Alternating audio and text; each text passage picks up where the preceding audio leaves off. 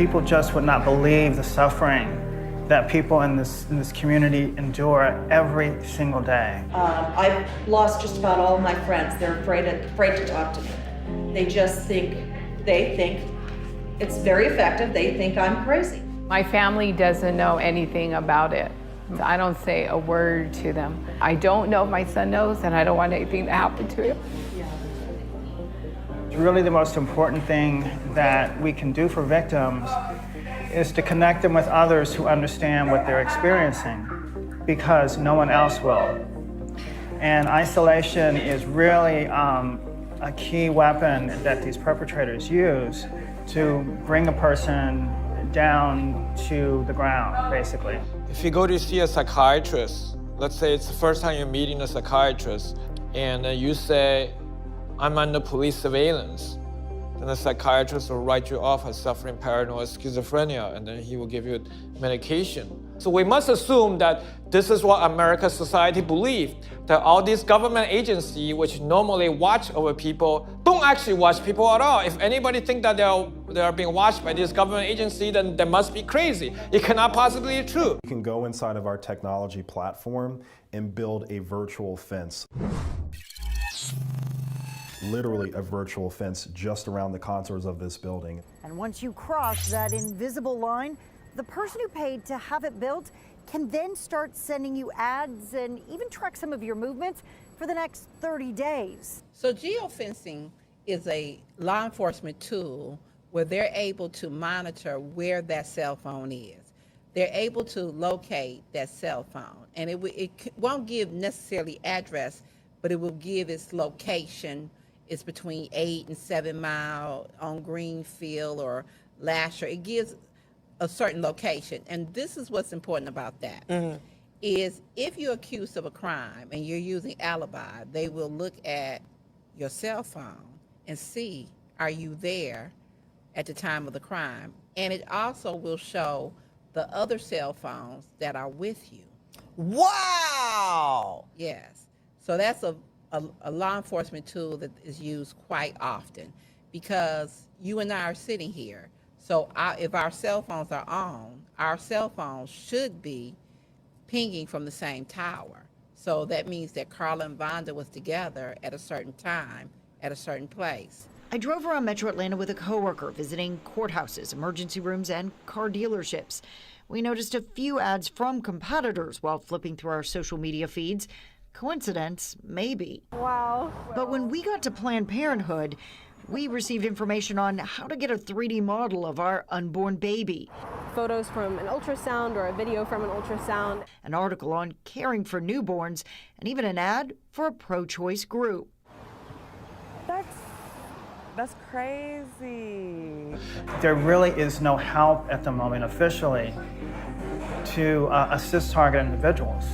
They can't go to the police, they can't go to the FBI, they can't go to Congress. There is nowhere that they can go. We are having to create the issue and also the solution. Why isn't our nation listening? This could be them. I wouldn't be surprised if most of the nation is under mass mind control.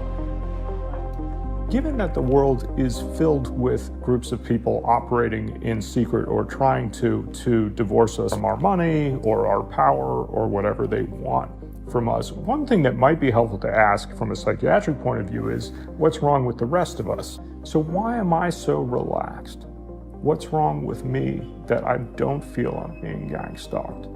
And is it that I'm living in the matrix where in order to feel more comfortable, I have decided to simply ignore a lot of the evils in the world and a lot of the potential threats to me? Victimhood gang stalking is a relatively new phenomenon, which could be dated back safely to the rise of social justice movements such as Me Too. In victimhood gang stalking, people who self-identify as victims, people whose victimhood constitutes their entire identity. These people group together, collude and collaborate against someone who is ostensibly the perpetrator, the evil one. It's a morality play of all good angelic people versus all bad, evil doers. Victimhood gang stalking is a private case of a much larger phenomenon known as gang stalking, and it is the topic of today's video presentation to you. Allow me to present myself. I'm a professor of clinical psychology in CIAPS, Commonwealth Institute for Advanced Professional Studies, in Cambridge and Birmingham, United Kingdom, Ontario, Canada, and Lagos, Nigeria. I'm also a visiting professor of psychology in Southeast European University, and formerly a visiting professor for 5 years in Southern Federal University in Rostov-on-Don, Russia. This out of the way, let us discuss the topic of today's video presentation. I want to deal with a much mischaracterized and neglected psychosocial phenomenon known as gang stalking. Gang stalking is described in the literature overwhelmingly as a kind of delusional disorder. It is sometimes conflated, as I said, with social justice activism, with victimhood and woke movements such as Me Too, when gangs of activists and alleged victims, alleged self-imputed victims, target individuals cast as evil perpetrators. Alternatively, gang stalking has been attributed to deep state structures and featured in other equally inane conspiracy theories such as QAnon. And this expansive redefinition of gang stalking has given it a bad name, a bad rep. And this reputation caused academics to shy away from it, to not study it. And so people who claim to be gang stalked are automatically cast as delusional, paranoid, psychotic, grandiose or narcissistic, and worse. There has been no in-depth study of the veracity of these claims, the claims of the victims of gang stalking, because its very existence has been widely and invariably discredited and pooh-poohed. However, these are the facts. Occasionally, gang stalking is real. It does occur. I will describe in this video presentation 10 environments, 10 settings, 10 sets of circumstances that give rise to the orchestrated activity colloquially known as gang stalking. 10 types of gang stalking. Discrediting all gang stalking claims as delusional or paranoid is wrong. Indeed, in most cases, people who claim that they are being gang stalked are or suffer from mental health issues. But on some occasions, it is still a real phenomenon, denied by a clueless, and I would even say arrogant, academic establishment. Targeted individuals do exist, and I'm one of them. The dynamics of gang stalking, when it does occur, this collusion and collaboration between multiple individuals around a shared target, this resembles what we call shared psychosis. There is an inducer, someone who generates the dynamic, and then there are people who join the dynamic on the fly, and these are known as secondary induced participants. So it is a form of shared psychosis involving, in some cases, a fantasy. The participants in gang stalking usually cast themselves in terms of good versus evil. It's a morality play. They deploy a splitting defense. The participants in the gang, the members of the mob, the extensions of the group, these people describe themselves as all good, while the victim, the target of the gang stalking, is described as all bad, is demonized. That is a classical, infantile, primitive defense mechanism known as splitting.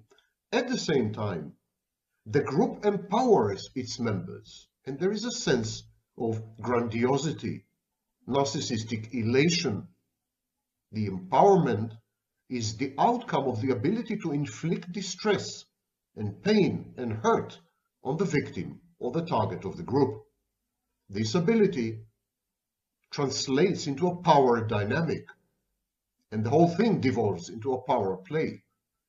And this capacity to exercise power enhances the sense of omnipotence.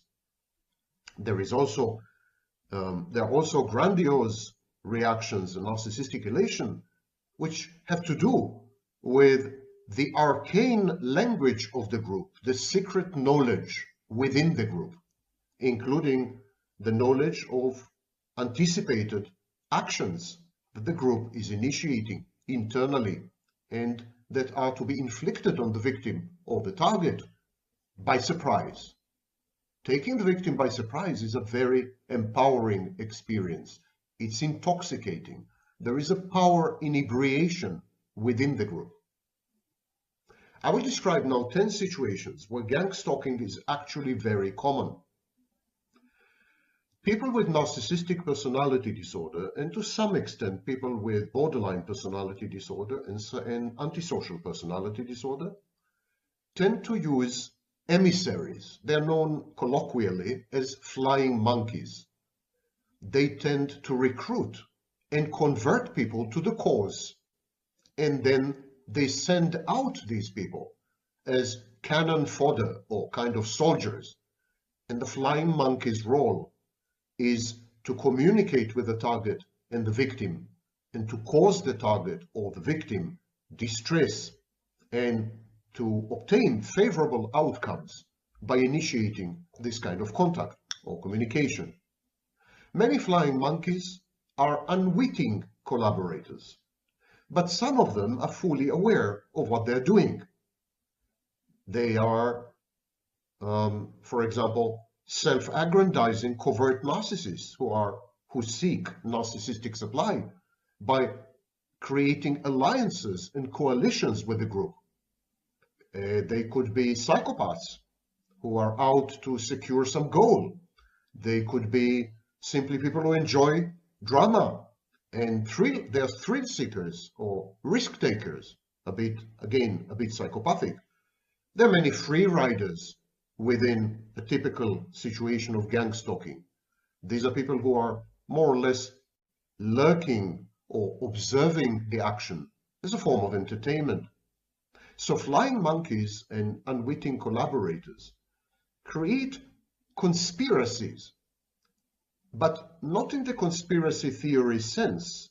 Conspiracies, when I say conspiracies, I mean structural, goal-oriented alignments. And so they create conspiracies, and these conspiracies are rigid. They have the goal of diminishing, hurting, disabling, attacking, distressing the target or the victim. This is one form of gang stalking. Another form of gang stalking is loose networking, like-minded coalitions or alliances of like-minded people who regard the target or the victim as a legitimate vector of attack. They think the target and the victim deserve what they have coming. So flying monkeys, collaborators, allies, free riders, they all join the group. They all form a part of the crowd, a part of the mob. And this coalition attacks a highly identifiable target, indeed a targeted individual usually. Of course, gang stalking can have as its target a corporation or an institution or even an idea or a belief or an ideology or a political party or a political candidate. Anyone could become, and anything could become, the target or the victim of gang stalking. To claim that gang stalking does not exist is absolutely counterfactual, especially in the case of narcissists. Narcissists engage flying monkeys, their long arm army. They engage them in smear campaigns, in gang stalking campaigns, in targeting victims and others.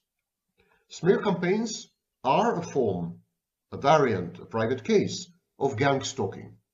They involve the spread of falsehoods, defamation, and libelous claims, all of them wrong and all of them lies. The spread of this misinformation and disinformation among the social group and the social network of the targeted individual, so as to inflict reputational damage on the individual and disable the individual professionally and also individually, psychologically. Smear campaigns create havoc and severe damage, even to physical health, but definitely to the target's ability to function, to the target's ability to obtain outcomes, interact and interface with other people, create alliances and collaborate with other people. In some cases, smear campaigns cost the victim dearly: his job, his marriage, his family, his prospects, his future. Smear campaigns are a blunt instrument in this sense. They are highly destructive. And so they are founded, smear campaigns are founded on groups of people working together. They lend each other credibility. The very fact that several or multiple people are involved spreading the same claim, the same falsehood, the same lie, lends the lie or the statements credibility. It's like if so many people are saying the same thing, it must be true. There is no smoke without fire, and so on. So gang stalking in this setting is about establishing the credibility of the false claims that are used to attack the victim or the target. We come across gang stalking in a formalized, structured way in cults. Cults define an in-group versus an out-group. The out-group are the enemy. The out-group are out to get the members of the in-group. And so the cults are highly defensive. And cults engage in othering in the bad sense, othering of potential enemies. Cults are very hyper-vigilant and very often paranoid. So the cohesion of the cult depends crucially on the existence and the targeting of an external enemy. And because all the cult members participate in this activity, cults by definition are just another name for gang stalking. Next are the mentally ill. Mentally ill people, especially people with personality disorders and to some extent psychotic disorders, tend to join forces, to gang up, because mentally ill people mutually reinforce their delusions and paranoia. The members of gangs who are founded by mentally ill people are usually mentally ill as well, and they lend each other credibility. They affirm each other's delusions and fantasies and paranoid ideation. The members of gangs who are founded by mentally ill people are usually mentally ill as well, and they lend each other credibility. They affirm each other's delusions and fantasies and paranoid ideation. So the very membership in the group lends the mentally ill people the delusion or the illusion that his or her mental illness is not affecting their ability to perceive reality. Mentally ill people in gangs or in groups generate a group reality testing. It's as if the members of the group, by virtue of colluding, by virtue of coalescing around a single target and around a single idea, for example, revenge or justice or morality, by doing this, by centering themselves around this core identity of the group, they generate an emergent type of reality testing. But this reality testing is built on misattribution and fantasy. It is the reality of the members of the mentally ill group, not the reality of healthy or normal people. And yet, it is very compelling. It is very convincing. It's a narrative that easily captures outsiders, such as documentary filmmakers, or lawyers, or even law enforcement. Mentally ill people usually work, when they attack a target or a victim, usually do work in groups. And to deny this is to deny reality. They tend to flock and herd themselves into highly specific forums. When you go online, you can find literally forums and groups, including so-called euphemistically support groups, where mentally ill people congregate, choose a victim or a target, and then demonize that person. And then it's a short step from demonizing the person to taking action, attacking the person, seeking to damage the person's reputation, canceling the person, lying about the person, and so on. One form of gang stalking involves vindictiveness, revenge, holding grudges. When there is an individual who has had tumultuous or problematic relationships with multiple others, these other people have the incentive to come together in order to seek revenge. And so we do have revenge gangs or revenge mobs or vindictive crowds, online and offline.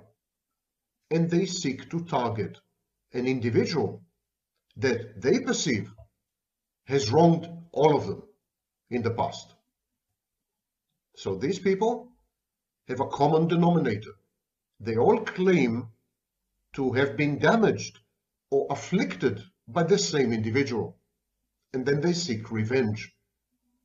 The problem is that vindictiveness falsifies reality. So the reality testing is impaired on the one hand, and on the other hand, vindictiveness gives rise and is highly correlated with antisocial and even criminal behaviors, such as harassment, such as stalking, such as hacking or cracking computers, and of course, such as lying to the police and other authorities. Vindictive groups will stop at nothing until they have punished the target or the victim, and their punishment is total. So they seek the victim's death or the victim's incarceration for life. They would stop, and they would stop at nothing. There are no moral constraints or behavioral inhibitions among members of vindictive groups.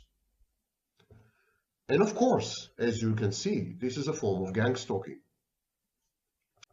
Next is the mobs, the tyranny of ideology, the dictatorship of ideas and values and beliefs. We see it often, for example, in religious settings. So mobs, crowds. Cancel culture is an example of gang stalking.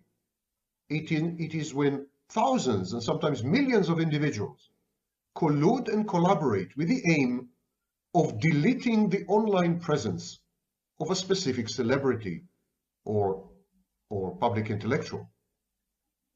Cancel culture is gang stalking. It is not a conspiracy, but it is a loose network type of gang stalking. You remember that I proposed that there are two types of gang stalking, the structural conspiracy type and the loose network type. So this is an example of a loose network type. It's a mob. It's not a cult. It's a hive mind. It's not a rigid secret society, so to speak. So These mobs coalesce on the fly, they join together, they attack a specific individual or target, and when mission is accomplished, they disintegrate. These are ad hoc. This is a form of ad hoc gang stalking. Bullying, including at school, usually involve multiple individuals and a single target. Any observation of school bullying would immediately reveal a structure which is highly reminiscent of gang stalking. These are gangs. Bullies work very often in gangs, and they attack highly identifiable, targeted individuals. But bullying can take place in multiple situations and settings, for example, in the workplace. And so whenever bullying takes place, the bully compromises others. The bully co-opts other people. The bully forms ad hoc networks around the act of bullying. People join the bully because they equally hate the targeted individual, or people join the bully because they don't want to be bullied. And as allies of the bully, they purchase immunity. They're safe. People join the bully because they enjoy the fun and entertainment. They're a bit sadistic. People join the bully because the bully guarantees long-term favorable outcomes by getting rid of some obstacle or some problem. People join bullies for a variety of reasons, but it is extremely rare for a bully to act alone. Bullies fit into a corporate culture. They are usually encouraged implicitly. They're egged on in some way. Someone is turning a blind eye. Bullying is a form of conspiracy or collusion. And because it involves, invariably, multiple individuals, then bullying is a prime example of gang stalking. But we can find gang stalking that is highly institutionalized, socially acceptable, and even commendable. For example, religious excommunication. When you run afoul of some religious edicts within your parish, within your religious community or church or synagogue or mosque or whatever it is, you are excommunicated. Some excommunication is ritualized and formal. Some excommunication is unspoken. It's a kind of silent treatment. But excommunication is like a virus. It spreads across the entire community. There's no excommunication without a community to be excluded from. So religious excommunication is an exercise at gang stalking. The religious group acts as a gang, as a mob, as a cult. And when it excludes one of its members because of blasphemy, because of adultery, because of I don't know what, whatever the reason may be, when it excludes one of the members, it is gang stalking. Similarly, social ostracism. I mentioned cancel culture, but there are many forms of social ostracism. Until the 1950s, for example, people avoided and shunned divorced women. Divorced women were considered outcasts, pariahs. No one would talk to them. No one would communicate with them. No one would transact with them. And to date a divorced woman was a serious problem, a serious diminution in one's reputation. It had a reputational cost. So this is an example of social ostracism. But social ostracism must involve more than one individual. It must involve society itself, highly specific neighborhoods and communities. And so social ostracism, by its definition, ex definitio, is gang stalking. And finally, of course, there is legal and institutional gang stalking. I'm not a fan of President-elect Donald Trump, and that is the understatement of the century. But what has been done to him within the legal system is extremely reminiscent of gang stalking. Groups of people identified with a specific political party leveraged the justice system to persecute and prosecute a single targeted individual. in this case Donald Trump. Many of the accusations were very weak and concocted. Some accusations stuck. That's not the point. The point is the sudden orchestration of dozens of lawsuits and criminal processes. This suddenness, this abruptness is highly indicative of coordination. And so someone must have coordinated the legal campaign against Donald Trump. Should this be the case, we are talking about gang stalking. Legal, institutional, but still gang stalking. There is a gang, there's a group, there's a crowd, there's a mob, and they put their minds together on how to eliminate an individual, a targeted individual. For the academic world of psychology, to deny the existence of gang stalking diminishes the credibility of our profession. Because if we insist that gang stalking is invariably delusional, we fly in the face of the experiences of thousands of people who are mentally healthy and not delusional at all, and not paranoid at all. Gang stalking does exist in multiple settings, on multiple occasions with multiple people. And again, we should study this phenomenon, and we should afford the victims and the targeted individuals with instruments, including psychological instruments, to cope with this onslaught, to survive, and afterwards to heal and to thrive. Thank you for listening, and I wish you a very good, productive, and enlightening conference.